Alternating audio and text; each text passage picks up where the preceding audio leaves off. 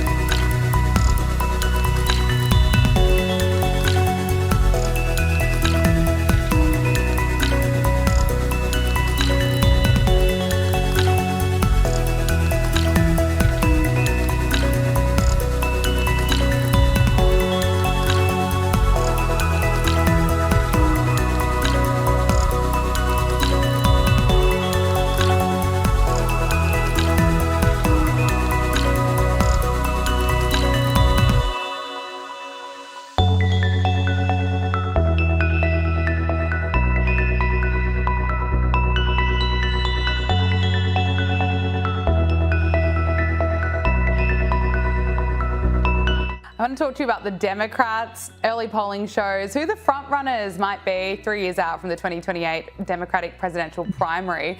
Newsweek reports that the prominent Democrats taking an early lead include, wait for it, Kamala Harris, Gavin Newsom, AOC, and even Tim Walz's name is emerging. My goodness, they really are in a weak position.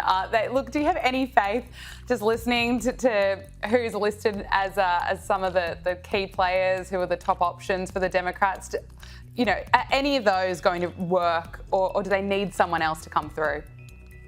This is absolutely crazy. This is a disaster for Democrats. They've got nothing right now if these are their best options. I think probably Gavin Newsom is the strongest of those, just because he understands how to adapt to this very, very rapidly changing political climate. But of that list, I mean, can any one of them pass the Joe Rogan test? And by that, I mean, could any one of them sit for a conversation with Joe Rogan and come across as relatable and appealing?